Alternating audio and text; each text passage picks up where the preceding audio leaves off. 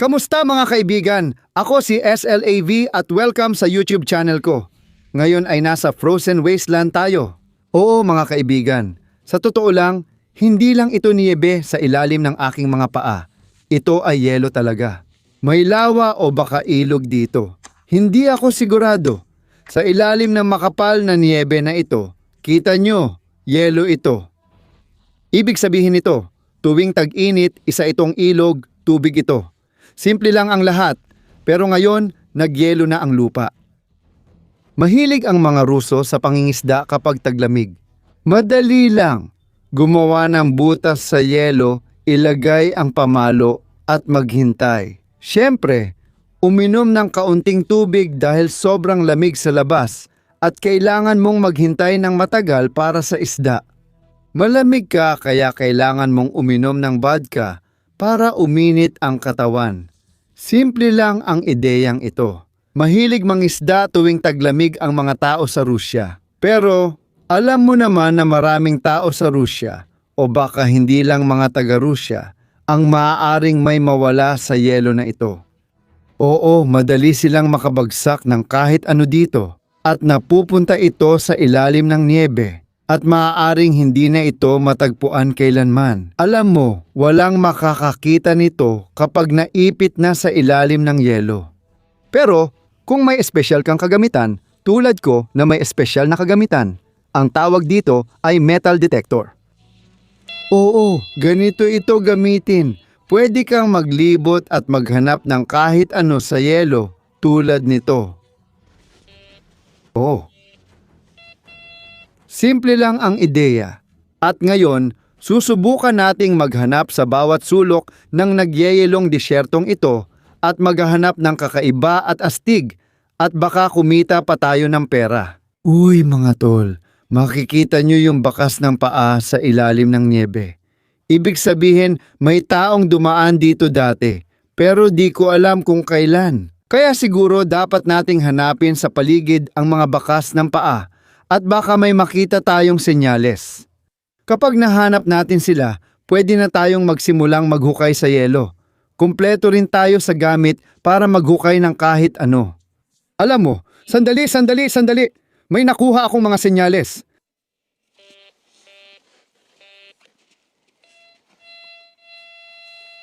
Malakas-lakas na signal.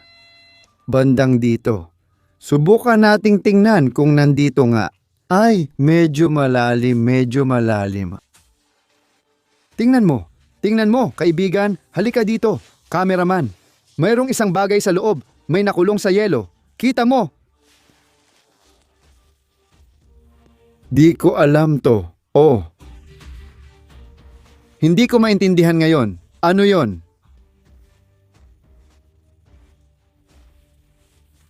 Ano?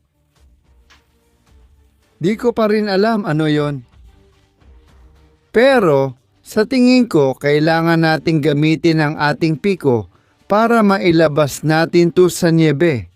Oy, syempre mula sa yelo. Yo, ang aking... Medyo malalim ito. Mag-ingat ka, please. Sinusubukan kong mag-ingat pero alam mo naman ito. Balot ito ng yelo, kaibigan. Hindi ko alam kung ano yon. Parang wala talaga akong ideya. May kahoy, metal, at isang bagay dito na di natatakpan ng yelo. Kung gusto mong mag-ingat ako, pwede akong gumamit ng mas maliit na piko. Meron naman ako. Hindi dito. Ibig sabihin dito, oo, yung mas maliit. Sige. Dapat dahan-dahan yan. Sige ba? May dalawang bahagi ito. Isang kahoy na bahagi at isang metal na bahagi. At ito ay bahagi ng mga natuklasan na ito. Hindi ko alam. Sa totoo lang ngayon, wala akong ideya kung ano ang nasa loob. Baka yung mga nanonood ng video na ito ay alam na kung ano ang nasa loob, kaya isulat ninyo ang inyong mga komento sa ibaba.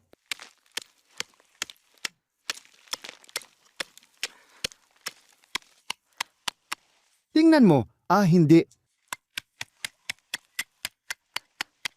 Sa tingin ko may nakuha na ako. Ang problema, hindi ko makita ng malinaw kung ako. Nandito na, malapit na sa akin. O kailangan ko pang magtanggal ng mas maraming yelo dahil ang yelong ito ay nababasag at nagiging mga kristal ng niebe. Maliliit na kristal. Interesado talaga ako sa laman nito. Oh, mas maganda. Ganyan tayo bumibilis.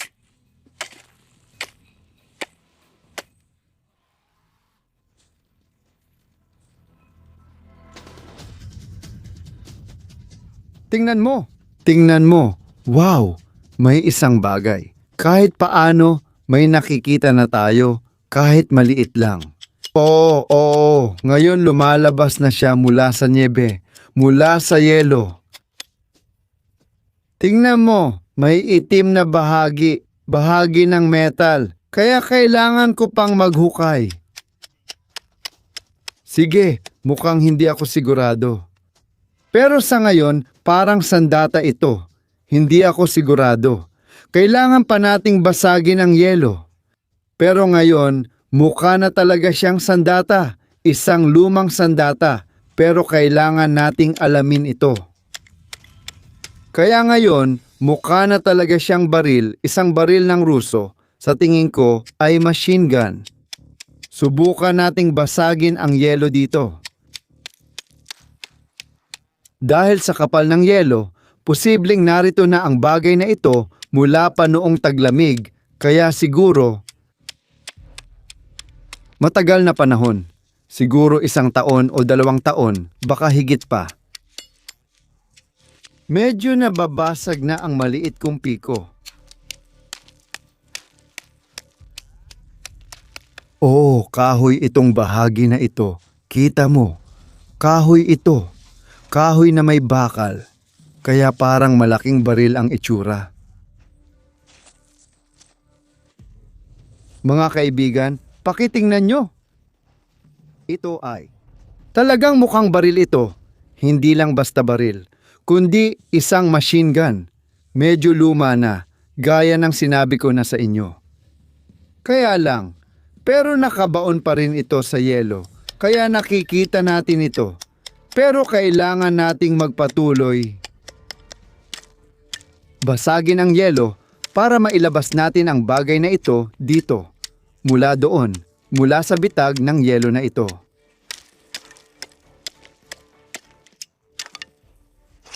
Oh, tingnan mo.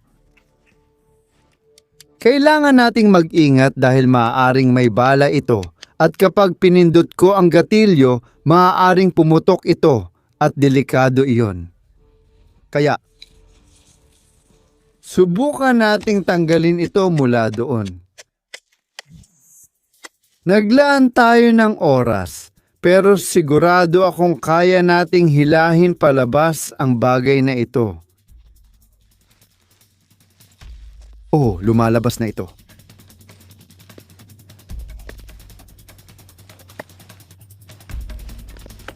Oh. Sa tingin ko, may nabasag ako. Siguro, hindi ako sigurado. Hindi ako sigurado. Nakaipit pa rin doon. Ay, ang piko ko. Ito pa lang ang unang natagpuan sa yelo. Ano kaya ang susunod? Matagal tayo dito. Kaya malalaman natin ang mahahanap pa natin.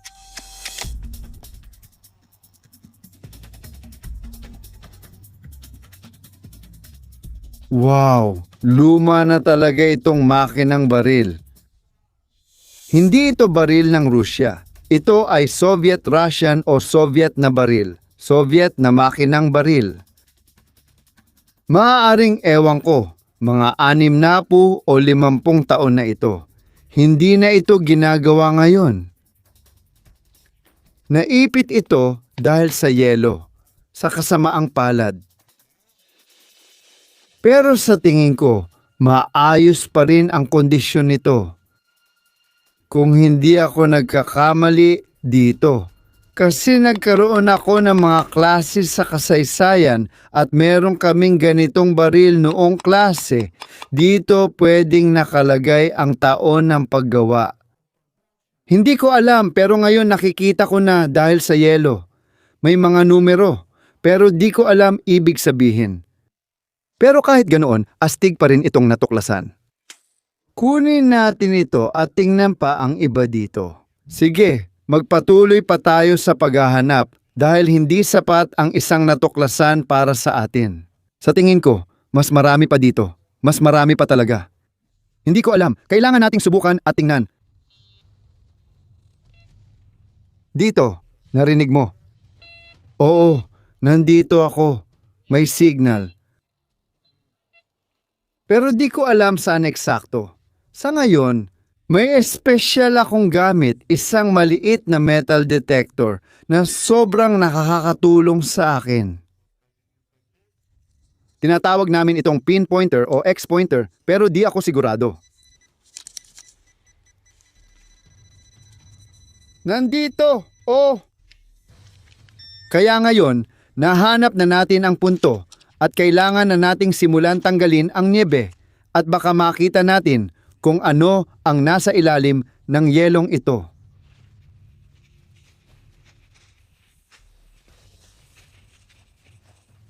Narito ang isang butas. Oh, may nakikita ako. Oh, ayan, kita mo. Isang maliit na itim na bagay, sana hindi masyadong malaki bilang unang natagpuan. Nakalabas na tayo. Kita mo, ito ay isang makinang pangniebe. Ginagamit ito ng mga Ruso para sa pangingisda. Ngayon, umaalis na sila, kaya medyo delikado ito dahil hindi lang ito niebe, ito ay yelo. Oo, at pupunta sila sa lugar kung saan sila manghuhuli ng isda sa yelo. Medyo matindi, pero mahal ng lahat sa Rusya ang matitinding gawain. Kaya kailangan natin ng maliit na piko. Siyempre, mas maliit na ganito. Sige, subukan natin tingnan. Malapit na tayong matapos. Ang bilis. Kailangan nating mag-ingat dahil maliit talaga itong bagay na ito.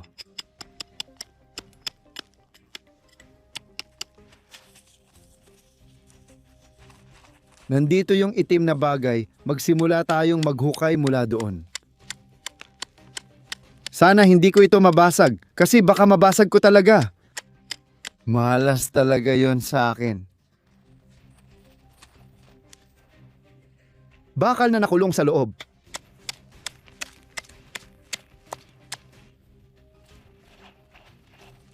Ha? Nakikita ko ang katawan ng bagay na ito. Ang pilak, isa. Itim at pilak na bagay. Hindi ko alam. Hanggang ngayon, hindi ko pa rin alam kung ano ito. Hindi ko makuha. Oh, mas nakikita ko na ito ngayon. Pero hindi ko pa rin alam kung ano ang nangyayari. Isulat mo na lang ang iyong komento sa ibaba.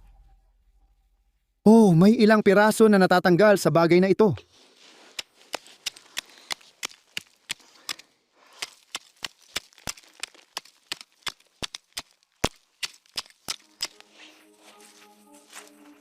Oh, naiintindihan ko.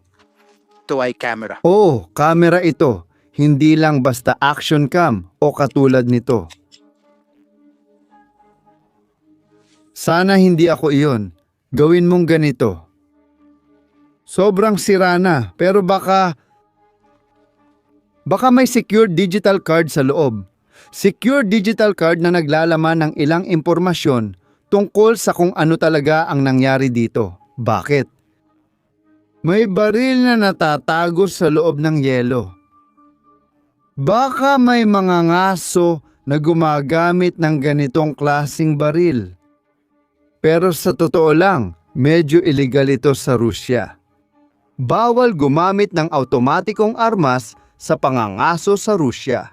Kung hindi ako nagkakamali, hindi talaga ako pamilyar sa mga batas ng Rusya tungkol sa pangangaso. Kaya sa tingin ko, kailangan nating kunin ang datos mula sa kamerang ito. Kung gusto mong malaman ang laman, isulat lang ang iyong komento. At kung makakuha tayo ng 10 o kahit 1,000, hindi ko alam kung ilan, 1,000 like. Sa ilalim ng video na ito, makikita natin ang datos. Ang datos sa loob ng kamerang ito. Lahat ng ganitong klase ng kakaiba. Kaya nakakita tayo ng isang machine gun. Nakakita tayo ng kamera. Magkalapit lang sila sa isa't isa, siguro mga 10 metro ang pagitan nila. Pero magpatuloy tayong maghahanap. Ewan ko, baka may makita pa tayong iba at malalaman natin kung ano iyon. Kung ano iyon. Kung paano lahat ito konektado. Mahina ang signal. Baka nagkamali ako, pero kailangan ko pa ring tingnan. Hindi ko alam kung isang signal lang, pero mukhang 3 o higit pa. Kaya kailangan nating suriin gamit ang ibang kagamitan. Ngayon, minus 35 degrees sa ibaba ng 0 Celsius. Saan? Saan iyon?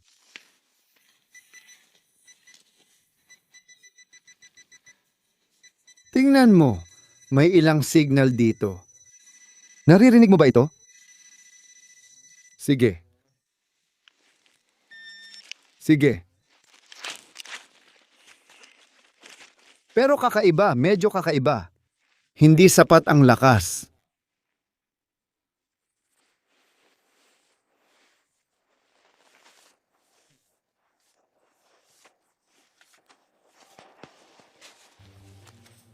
Hindi ko alam. May parang butas, pero hindi ko alam kung merong pero ito. Naka-receive tayo ng signal, kaya kailangan nating itong hanapin.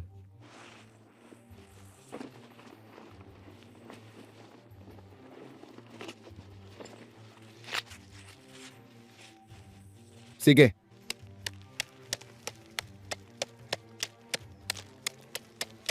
Sana hindi na naman ito baril kasi mukhang mahaba-haba ito. Wala. Wala akong makita pero may signal. Kaya mayroong isang bagay.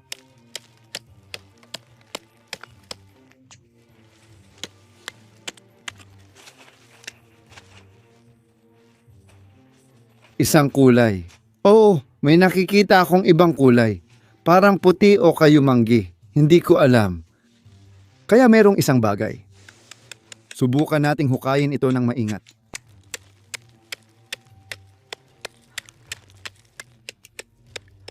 Nakikita ko, pero hindi ko maintindihan.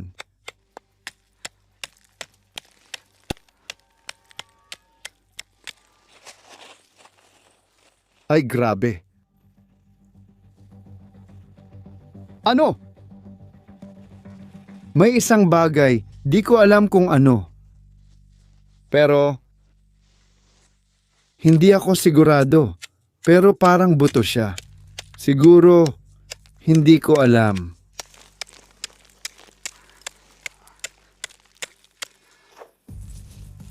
Grabe, mukha talagang buto. Mahaba pa.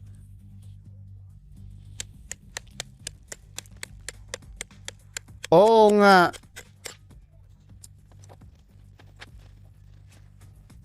Wow, maikli. Delikado ito. Hindi ako sigurado kung gagawin natin ito. Ay, grabe. Ano sa tingin mo? Buto ba ito? Oh, diablo. Putang ina.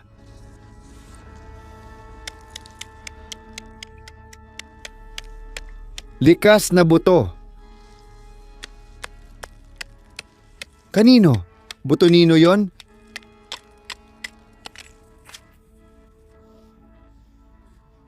Mga daliri ito. Oh, mga daliri.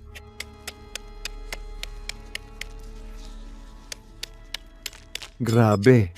Oy, cameraman. Tignan mo. Hindi lang ito buto ng daliri. Isang buong kamay ito. Oh, demonyo, grabe. Tignan mo, buong kamay ang nasa loob. Ah, ganito pala ang itsura. Kaliwang kamay. Natatakot talaga ako dito, grabe. Sige, tuloy lang. Hindi ko alam, baka kailangan nating subukang ilabas. Hindi ako sigurado. Oh, siko. Nakakita ako ng siko. Heto ang siko, buto, siko, kita mo. Kaya siguro hindi lang kamay. Baka buong kalansay o tao. Parang natatakpan ng yelo. Hindi ko alam. Kaya sinusubukan ko. Intindihin kung ano ang nangyayari dito. Matagal kong inisip, pero may isa pang buto. Oo, may isa pang buto dito. Isa pa doon. At doon, may mga daliri. Kaya hindi ko alam. Baka dapat dito na tayo tumigil. Pero talagang interesado ako. Paano ito nangyari? Mukhang ganun sa akin.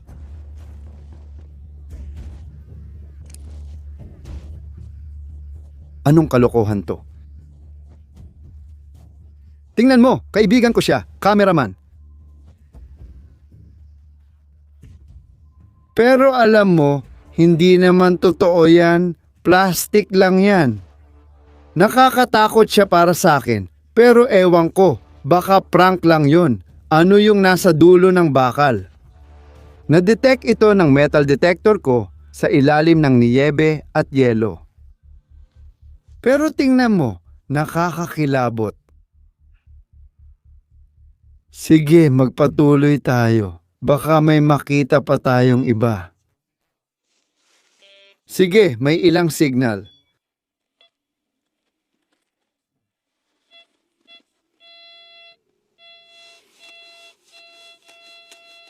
Mayroong isang bagay sa loob niyan.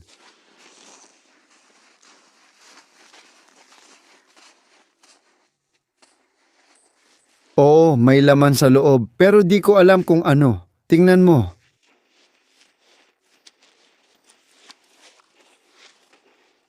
Kita mo, iba ang kulay. Hindi ko alam kung ano yon. Tingnan natin. Ang daming yelo.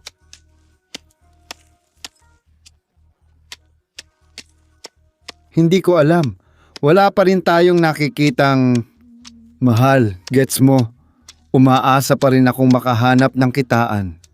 Kasi, puro mga nakakatakot lang ang nakikita natin ngayon. At hindi ko rin alam kung paano gamitin ang mga yon.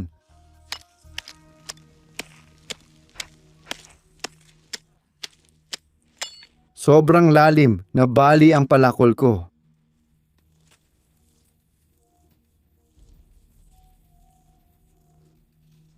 Sige. May malaking metal sa loob ng isang bagay, pero di ko alam kung ano iyon.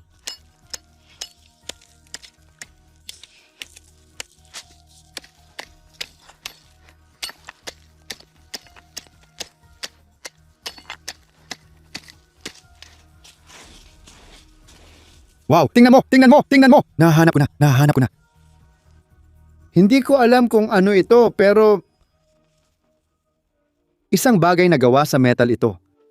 Hindi ko alam. Wala akong ideya kung ano ito. Siguro may kinalaman na naman sa militar kasi ang una naming nakita ay isang sandata. Baka isa na namang sandata ito. Tingnan natin.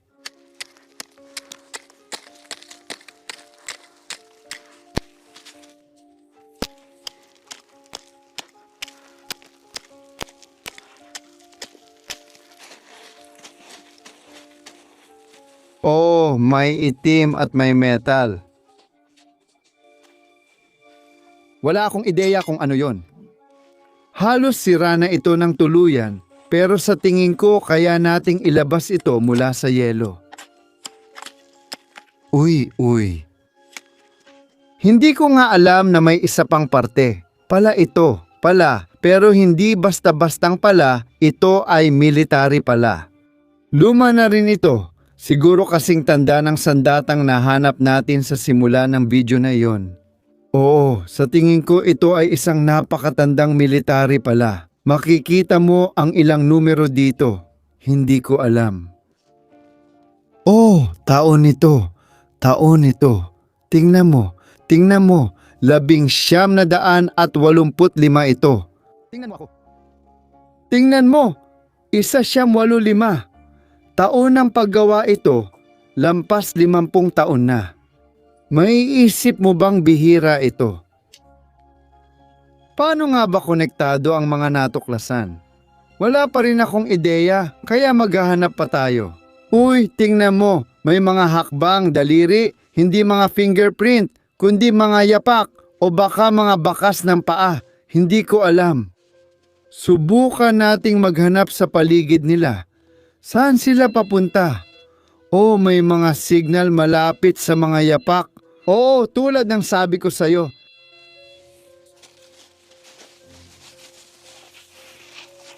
Saan? Eksakto.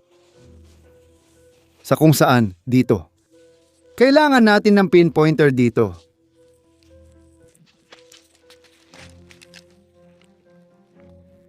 Nagyelo ito. Saan? Hindi ko alam.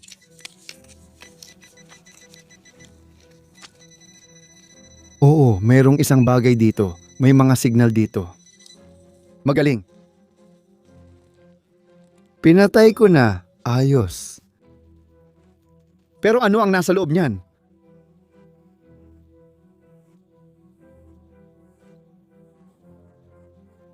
Wala akong makita. Pero may parang butas. Kaya iba ang yelo dito kumpara sa iba. May mga pader ng yelo, may butas, parang ganito. Hindi ko alam. Subukan nating alamin.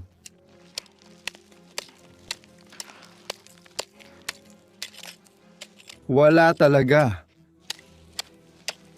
Mayroon ba dito kahit ano? Wala. Mali ba ang signal o ano?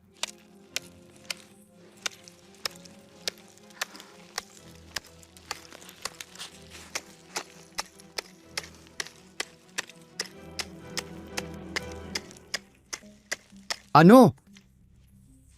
Ay, meron pala. Meron pala. Tingnan mo, sa wakas ang lalim pala. Pero ako, sa ngayon, hindi ko alam kung ano yon. Tingnan mo. Tingnan mo, kaibigan ko. Baril yan. Isang pistola, isang revolver. Kita mo? Pero paano ito napunta sa yelo? Wala akong ideya. Magpatuloy tayong maghanap, maghukay pa tayo.